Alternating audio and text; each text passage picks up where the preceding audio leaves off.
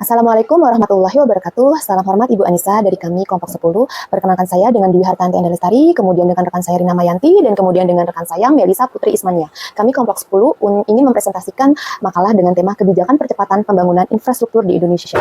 Dan untuk tahap selanjutnya adalah latar belakang. Pembangunan infrastruktur memiliki peran penting di dalam mendukung pertumbuhan ekonomi. Infrastruktur itu dapat meningkatkan konektivitas dan pemerataan pembangunan di pembangunan nasional.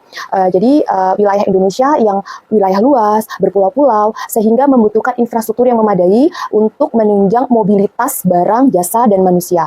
Sehingga hal tersebut dapat meningkatkan konektivitas dan pertumbuhan pembangunan ekonomi yang ada di Indonesia. Maka dari itu, pemerintah Indonesia menetapkan percepatan pembangunan infrastruktur sebagai salah satu prioritas nasional. Dan untuk adalah perumusan masalah. Yang pertama adalah apa alasan pemerintah mempercepat pembangunan infrastruktur, lalu yang kedua apa saja bentuk kebijakan percepatan infrastruktur di Indonesia, lalu yang ketiga apa tantangan dan dampaknya terhadap masyarakat dan ekonomi. Dan yang kemudian adalah tujuan penulisan.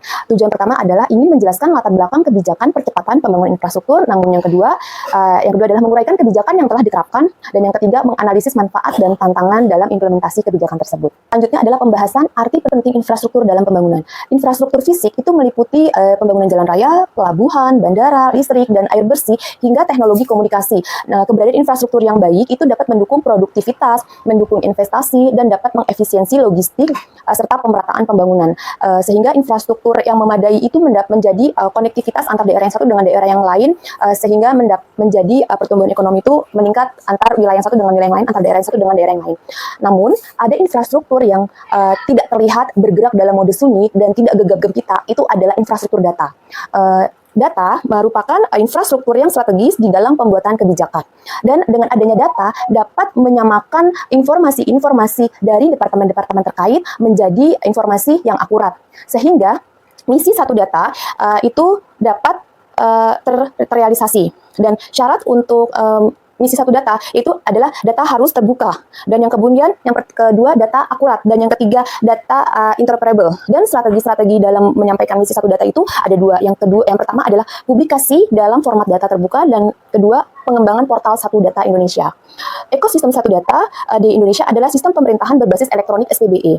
Dan ekosistem SPBE ini sudah dilegalkan dalam kerangka hukum dan ditetapkan dengan Peraturan Presiden Nomor 95 Tahun 2018. Sehingga Satu Data itu bisa dapat realisasikan.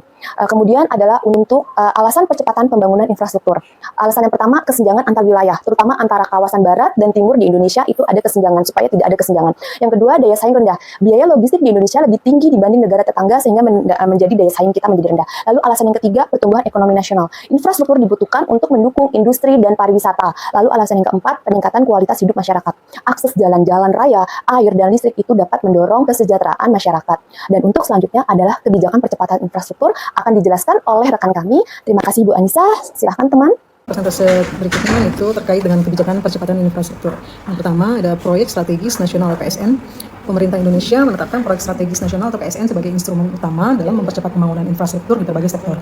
PSN mencakup proyek-proyek vital yang memiliki dampak signifikan terhadap pertumbuhan ekonomi dan konektivitas nasional, termasuk pembangunan jalan tol untuk memperlancar arus logistik dan mobilitas penduduk, pembangunan bendungan untuk meningkatkan ketahanan pangan dan ketersediaan air, pembangunan pelabuhan dan bandara untuk meningkatkan konektivitas maritim dan udara, serta pengembangan kawasan industri untuk menarik investasi dan menciptakan lapangan kerja. Selanjutnya, pembangunan infrastruktur berbasis wilayah. Pemerintah juga mengimplementasikan pendekatan pembangunan infrastruktur berbasis wilayah untuk memastikan pemerataan pembangunan dan konektivitas antar pulau. Inisiatif seperti pembangunan tol Trans Jawa yang menghubungkan pusat-pusat ekonomi di Pulau Jawa, tol Trans Sumatera yang membuka akses ke potensi ekonomi di Sumatera, dan pembangunan infrastruktur Trans Papua yang bertujuan untuk menghubungkan wilayah terpencil di Papua, merupakan contoh konkret dari kebijakan ini. Kemudian, kerjasama pemerintah dan badan usaha atau KPBU. Dalam mengatasi keterbatasan anggaran pendapatan dan belanja negara atau APBN, pemerintah mendorong skema kerjasama pemerintah dan badan usaha atau KPBU sebagai alternatif pembiayaan pembangunan infrastruktur. Melalui KPBU, pemerintah menggandeng sektor swasta untuk berinvestasi dalam proyek-proyek infrastruktur dengan pembagian risiko dan tanggung jawab yang jelas. Kebijakan berikutnya, pembentukan lembaga pendukung. Pemerintah menyadari pentingnya dukungan kelembagaan yang kuat dalam mempercepat pembangunan infrastruktur.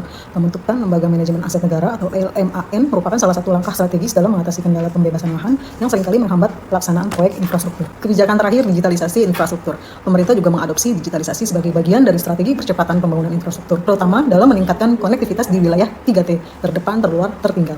Proyek Alaparing merupakan inisiatif utama dalam membangun infrastruktur tulang punggung telekomunikasi berupa jaringan serat optik yang menjangkau seluruh wilayah Indonesia. Terkait dampak positif. Dampak yang pertama, meningkatkan konektivitas dan efisiensi logistik. Pembangunan infrastruktur secara signifikan meningkatkan konektivitas antar wilayah, baik darat, laut, maupun udara. Jaringan jalan dan jembatan yang lebih baik memperlancar mobilitas barang dan manusia, mengurangi waktu tempuh dan biaya transportasi.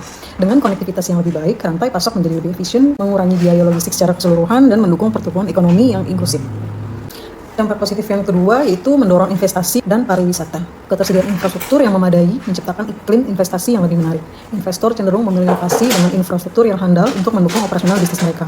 Di sektor pariwisata, infrastruktur transportasi yang baik, akomodasi yang memadai, dan fasilitas pendukung lainnya meningkatkan daya tarik destinasi wisata, menarik lebih banyak wisatawan domestik dan mancanegara, serta memberikan kontribusi signifikan terhadap pendapatan daerah dan nasional. Dampak positif yang ketiga itu membuka lapangan kerja baru. Proyek-proyek pembangunan infrastruktur menciptakan peluang kerja yang signifikan selama masa konstruksi, mulai dari pekerja pasar hingga tenaga ahli. Peningkatan aktivitas ekonomi di berbagai wilayah yang didukung oleh infrastruktur yang memadai secara keseluruhan berkontribusi pada penurunan tingkat pengangguran dan peningkatan kesejahteraan masyarakat. Dan dampak positif yang terakhir itu mengurangi kesenjangan wilayah. Pembangunan infrastruktur yang merata di seluruh wilayah Indonesia memiliki peran krusial dalam mengurangi kesenjangan pembangunan antar daerah.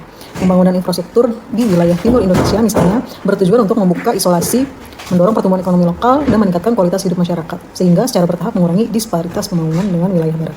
Sekian, silakan dilanjut dengan Mbak Melisa. Selanjutnya saya akan melanjutkan presentasi dari teman saya yang sebelumnya, yaitu tantangan yang dihadapi. Adapun tantangan yang dihadapi yaitu pendanaan. Salah satu tantangan utama dalam percepatan pembangunan infrastruktur yaitu keterbatasan sumber pendanaan. Meskipun pemerintah telah mengupayakan berbagai macam pembiayaan, termasuk KPBU, kenyataannya masih banyak proyek yang sangat bergantung pada pembiayaan, baik pembiayaan utang baik dari dalam negeri ataupun luar negeri. Yang selanjutnya yaitu masalah pembebasan lahan. Proses pembebasan lahan ini seringkali menjadi kendala signifikan yang menyebabkan keterlambatan bahkan pembatalan proyek infrastruktur. Yang selanjutnya yaitu tata kelola. Tata kelola proyek infrastruktur yang kurang baik termasuk resiko korupsi dan rendahnya pengawasan merupakan tantangan serius yang dapat menghambat efektivitas dan efisiensi pembangunan. Praktik korupsi dapat menyebabkan kebocoran anggaran, penurunan kualitas pekerjaan, dan penundaan proyek. Selanjutnya yang terakhir yaitu pemanfaatan belum optimal. Infrastruktur yang telah dibangun dengan biaya besar terkadang belum dimanfaatkan secara maksimal oleh masyarakat. Hal ini dapat disebabkan oleh kurangnya sosialisasi, tarif yang kurang terjangkau oleh masyarakat, atau infrastruktur yang tidak sesuai dengan kebutuhan masyarakat setempat. Adapun yang selanjutnya yaitu kesimpulan kebijakan percepatan pembangunan infrastruktur Indonesia. Kebijakan percepatan pembangunan infrastruktur yang diimplementasikan, pemerintah Indonesia merupakan langkah fundamental dalam mewujudkan pertumbuhan ekonomi yang berkelanjutan dan pemerataan pembangunan di seluruh wilayah Nusantara. Inisiatif strategis melalui Proyek Strategis Nasional atau PSN telah berhasil mengakselerasi pembangunan di berbagai sektor vital, termasuk transportasi yang memangkas biaya logistik dan meningkatkan mobilitas energi yang memperkuat ketahanan dan ketersediaan pasokan, air bersih yang meningkatkan kualitas hidup dan mendukung sektor pertanian, serta komunikasi yang menjembatani kesenjangan digital dan membuka peluang ekonomi baru. Dampak positif dari pembangunan infrastruktur ini telah mulai dirasakan dalam peningkatan konektivitas antar wilayah, menarik investasi baik domestik maupun asing, serta menciptakan lapangan kerja baru yang berkontribusi pada peningkatan kesejahteraan masyarakat secara luas. Adapun saran dari kelompok kami untuk pemerintah yaitu pemerintah perlu memperkuat kerjasama dengan swasta dan meningkatkan transparansi proyek. Yang kedua yaitu evaluasi pemanfaatan infrastruktur harus menjadi fokus agar pembangunan berdampak langsung ke masyarakat. Dan yang ketiga, yang terakhir yaitu peningkatan kapasitas sumber daya manusia dan teknologi juga penting agar infrastruktur yang dibangun bisa dikelola secara berkelanjutan. Sekian presentasi dari kelompok kami. Wassalamualaikum warahmatullahi wabarakatuh. Terima kasih. Selanjutnya saya akan melanjutkan presentasi dari teman saya yang sebelumnya, yaitu tantangan yang dihadapi. Adapun tantangan yang dihadapi yaitu pendanaan. Salah satu tantangan utama dalam percepatan pembangunan infrastruktur yaitu keterbatasan sumber pendanaan. Meskipun pemerintah telah mengupayakan berbagai macam pembiayaan, termasuk KPBU, kenyataannya masih banyak proyek yang sangat bergantung pada pembiayaan, baik pembiayaan utang baik dari dalam negeri ataupun luar negeri. Yang selanjutnya yaitu masalah pembebasan lahan. Proses pembebasan lahan ini seringkali menjadi kendala signifikan yang menyebabkan keterlambatan bahkan pembatalan proyek infrastruktur. Yang selanjutnya yaitu tata kelola. Tata kelola proyek infrastruktur yang kurang baik termasuk resiko korupsi dan rendahnya pengawasan merupakan tantangan serius yang dapat menghambat efektivitas dan efisiensi pembangunan. Praktik korupsi dapat menyebabkan kebocoran anggaran, penurunan kualitas pekerjaan, dan penundaan proyek. Selanjutnya yang terakhir yaitu pemanfaatan belum optimal. Infrastruktur yang telah dibangun dengan biaya besar terkadang belum dimanfaatkan secara maksimal oleh masyarakat. Hal ini dapat disebabkan oleh kurangnya sosialisasi, tarif yang kurang terjangkau oleh masyarakat, atau infrastruktur yang tidak sesuai dengan kebutuhan masyarakat setempat. Adapun yang selanjutnya yaitu kesimpulan kebijakan percepatan pembangunan infrastruktur Indonesia. Kebijakan percepatan pembangunan infrastruktur yang diimplementasikan, pemerintah Indonesia merupakan langkah fundamental dalam mewujudkan pertumbuhan ekonomi yang berkelanjutan dan pemerataan pembangunan di seluruh wilayah Nusantara. Inisiatif strategis melalui Proyek Strategis Nasional atau PSN telah berhasil mengakselerasi pembangunan di berbagai sektor vital, termasuk transportasi yang memangkas biaya logistik dan meningkatkan mobilitas energi yang memperkuat ketahanan dan ketersediaan pasokan, air bersih yang meningkatkan kualitas hidup dan mendukung sektor pertanian, serta komunikasi yang menjembatani kesenjangan digital dan membuka peluang ekonomi baru. Dampak positif dari pembangunan infrastruktur ini telah mulai dirasakan dalam peningkatan konektivitas antar wilayah, menarik investasi baik domestik maupun asing, serta menciptakan lapangan kerja baru yang berkontribusi pada peningkatan kesejahteraan masyarakat secara luas. Adapun saran dari kelompok kami untuk pemerintah, yaitu pemerintah perlu memperkuat kerjasama dengan swasta dan meningkatkan transparansi proyek. Yang kedua yaitu evaluasi pemanfaatan infrastruktur harus menjadi fokus agar pembangunan berdampak langsung ke masyarakat. Dan yang ketiga, yang terakhir yaitu peningkatan kapasitas sumber daya manusia dan teknologi juga penting agar infrastruktur yang dibangun bisa dikelola secara berkelanjutan. Sekian presentasi dari kelompok kami. Assalamualaikum warahmatullahi wabarakatuh. Terima kasih.